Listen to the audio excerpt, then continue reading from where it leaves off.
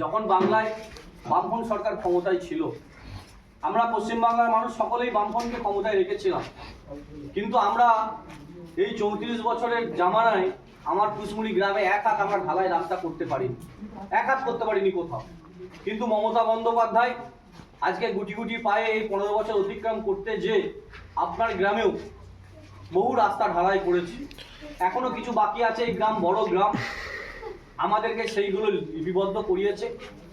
আপনারা যদি আশা ভরসা বিশ্বাস রেখে মমতা বন্দ্যোপাধ্যায়কে চতুর্থবারের জন্য মুখ্যমন্ত্রী করেন বা আপনারা যদি আশীর্বাদ করেন, আমরা দায়িত্ব নিয়ে বলতে পারি সেই অসম্পূর্ণ কাজগুলো কিন্তু সম্পূর্ণ হবে। কেন সম্পূর্ণ হবে? তার একটা বিশ্বাস ভরসা, কারণ আমাদের সরকার এই কাজগুলো করতে সক্ষম হয়েছে বা করছে। এরকম অজস্র প্রকল্প আমাদের সরকার এই বাংলার মানুষের জন্য দিচ্ছে। এই গ্রাম অত্যন্ত কৃষি প্রধান গ্রাম। আপনাদেরকে দেখাবো যে এখানে দেখুন, আমরা আমাদের সরকার একদিকে বামফ্রন্ট সরকারের কালো অধ্যায়ের লিফলেট দিচ্ছে, একদিকে তৃণমূল সরকারের লিফলেট দিচ্ছে। এরকম বলতে গেলে অনেক সময় লাগবে, আমি সময়ের ধৈর্যচ্যুতি করবো না, শুধু 2-5 মিনিট বলবো আপনাদের কাছে। এই কৃষকের জন্যই বলি, একটা সময় এখানকার যারা কৃষকরা যারা মাঠে ধান ফলান, বলুন বামফ্রন্টের আবনে আপনাদেরকে কৃষকরা যারা দেশের ভিত, তাদেরকে সহযোগিতা করার জন্য কোনোদিনও 5 পয়সা দিয়ে সহযোগিতা করেছিল বামফ্রন্ট? করেনি। আপনাদেরকে দেখাতে পারবেন না যে করেছে।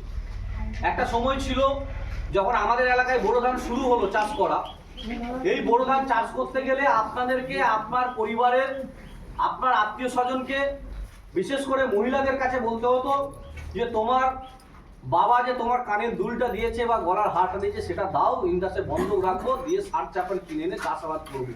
এরকম একটা পরিস্থিতি ছিল গোটা বাংলা জুড়ে। শুধু তাই নয়, সেই ফসলটা চাষ করার পর যখন একদম পাকন রং ধরতো, অর্থাৎ যখন ফসলটাকে ঘরে তোলানোর পরিস্থিতি হতো, তখন আমরা যারা কৃষক ছিলাম আমাদেরকে কোথাও মনসাতলায়, কোথাও শিবতলায়, কোথাও পীরতলায় আমাদেরকে পূজা অর্চনা করতে হতো। কেন? যে ভগবান কি সৃষ্টিকর্তা এবছর আমাদেরকে ভালোই ভালো উদ্ধার করে দাও, যাতে ঝড় শিল না হয়। যদি হয়ে যায় আমি ঋণ দেনা করে চাষ করেছি, আমাকে পথে বসে যেতে হবে আমার পরিবারকে নিয়ে। এরকম একটা সময় কিন্তু এই বাংলার মাটিতে ছিল। কিন্তু মমতা বন্দ্যোপাধ্যায় কৃষকরা যে সরকারের বন্ধু হয় বা বন্ধু করা যায়, আজকে কিন্তু কৃষক বন্ধু করে আপনাদের অ্যাকাউন্টে বছরে টাকা কিন্তু পৌঁছে দেয়। শুধু তাই নয়, যদি অতিবৃষ্টি, অনাবৃষ্টি, খরাতে যদি আপনার ফসল নষ্ট হয়, আপনাকে বীমার আওতায় এনে সেই ক্ষতিপূরণ পর্যন্ত দেওয়ার ব্যবস্থা করে দিয়েছে। আপনাদেরকে আতঙ্কিত থাকতে হবে। এমনকি এই ইন্স্যুরেন্সের টাকাটা পর্যন্ত আমাদের সরকার আজকে মৌকুব করে দিয়েছে। এরকম একটা পরিস্থিতি কৃষকদের জন্য আমাদের সরকার প্রতিনিয়ত কিন্তু সহযোগিতা করছে। এই কৃষকরা বর্ষার সময় মাঠে আলছাছ করতে যায়।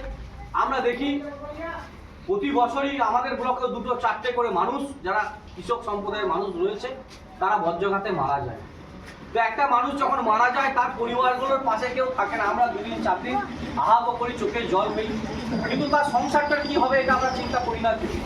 কিন্তু মমতা বন্দ্যোপাধ্যায় 60 বছরের নিচে কোনো কৃষক মারা গেলে, যদি কোনো দুর্ঘটনায় মারা যায়, বজ্রঘাতে মারা যায়, তাদেরকে এককালীন 2 লক্ষ করে টাকা তাদের অ্যাকাউন্টে কিন্তু আমাদের সরকার পৌঁছে দেয়। অর্থাৎ এই কৃষকদেরকে সসম্মানে আমাদের সরকার সহযোগিতা করছে। আর উল্টো দিকে বিজেপি, তারাও কৃষকদের জন্য কৃষক আইন চালু করেছে। এই কৃষক আইন কি? তারা ক্ষমতায় এলে কৃষক আইন চালু হলে আপনাদের যে জমিগুলো বাপ ঠাকুর দ্বারা আপনাদের নামে দিয়ে গেছে, এই জমিগুলো বড় বড় কর্পোরেটদেরকে টেন্ডার করে দেওয়া হবে। টেন্ডার করে দেওয়া হবে মানে বড় বড় ঠিকাদারদের আন্ডারে দেওয়া হবে। তারা যে চাষ করতে বলবে আপনাদেরকে সে চাষ করতে হবে।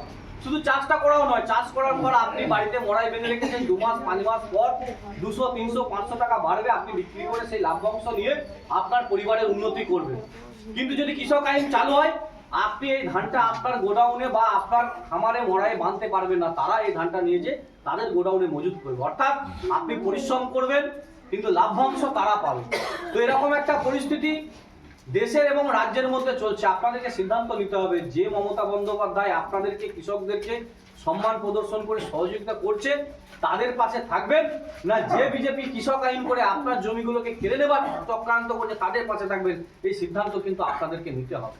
দেখুন, বিজেপি শুধুমাত্র আমাদের কাছে ধর্মের সুরসুরুনি দিয়ে কথা বলে, ধর্মের বিভেদ আমাদের মধ্যে লাগাবার চেষ্টা করে। আমরা এই কুশমুড়ি গ্রামের মানুষ, এখানে বিভিন্ন সম্প্রদায়ের মানুষ বসবাস করি। আমাদের ঐতিহ্য সংস্কৃতি কি? আমাদের পুজোতে সবাই আসে, আমাদের অনুষ্ঠানে সবাই যায়, আমরা এক বাজারে হিন্দু মুসলিম বাজার করি, আমরা এক অনুষ্ঠানে একসঙ্গে বসে খাই, আমরা এক মেলাতে আমরা সমস্ত সম্প্রদায়ের মানুষ মেলা দেখি, অনুষ্ঠান দেখি। এই একটা সম্প্রীতির বাতাবরণ আমাদের এই বাংলায় রয়েছে, কিন্তু বিজেপি আমাদের এই বাতাবরণটাকে ভেঙে ফেলার চক্রান্ত করছে। আমরা যারা বাঙালি, আমাদের বাঙালি সত্তাকে নষ্ট করার চক্রান্ত করছে। আমরা বাঙালি, আমাদের গৌরব, আমাদের